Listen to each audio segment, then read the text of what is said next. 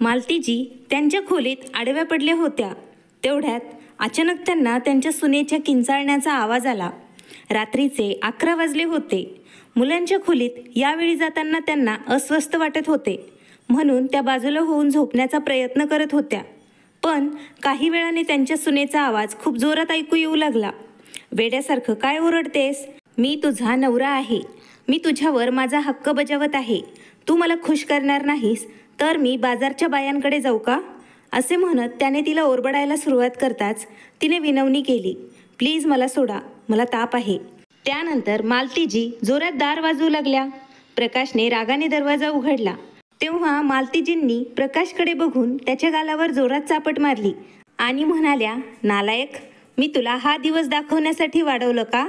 अरे, मी तुला नेहमी स्त्रियांचा आदर करायला शिकवलं आणि तू माझ्या सुनेचा आदर करत नाहीस. ती म्हणत आहे ना तिला ताप आहे, तिची तब्येत ठीक नाही.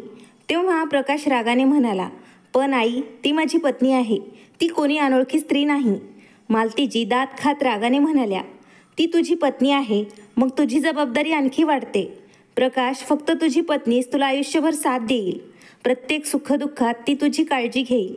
जर तूच तिला दुखावले तर त्या बदल्यात ती तुझा मनापासून आदर कसा करू शकेल? अगदी क्षुल्लक मुद्द्यावरही तू बाहेरच्या लोकांविरुद्ध हात उचलणार नाहीस, बरोबर? पण तुझ्यासारखे पुरुष घरच्या बाईला खेळणी समजत आहेत.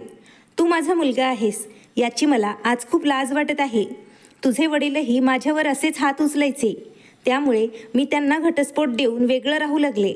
माझ्या आईवडिलांच्या घरी मला कोणीही साथ दिली नाही. खूप कष्टाने मी तुला एकटीने लहानाचं मोठं केलं आहे. हा दिवस पाहण्यासाठी का? तू पण मोठं होऊन तुझ्या बायकोवर हात उचलावा म्हणून?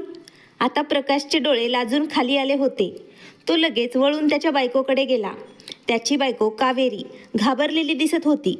चादरीने तिने स्वतःला झाकून पलंगावर बसली होती. प्रकाशने तिला कुरवाळलं होतं आणि प्रकाशने त्याच्या पत्नीसमोर हात जोडून तिला सांगितलं, मला माफ कर, आजपासून मी तुला दुखावणार नाही आणि पुन्हा तुझ्यावर हात उचलणार नाही. हे सांगताना त्याचा गळा भरून आला होता. त्याची पत्नी कावेरी कृतज्ञ नजरेने तिच्या सासूकडे पाहू लागली. तेव्हा मालतीजी पुढे आल्या आणि त्यांनी तिला मिठी मारली आणि म्हणाल्या, सुनबाई, मी देखील एक स्त्री आहे आणि मला एका स्त्रीचे दुःख चांगलेच समजते. या घरात मी तुझ्यावर कधीही अन्याय होऊ देणार नाही. प्रकाश लाजून तिथेच उभा होता. पण आज त्याच्या आईने त्याला नीट समजावून सांगितले होते की बायकोचा आदर कसा करायचा.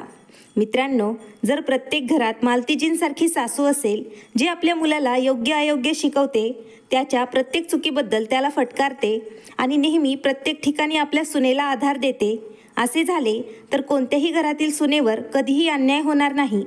तर मित्रांनो, तुम्हाला ही कथा कशी वाटली? कृपया आम्हाला कमेंट करून कळवा.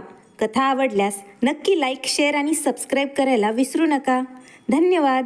आभारी आहोत.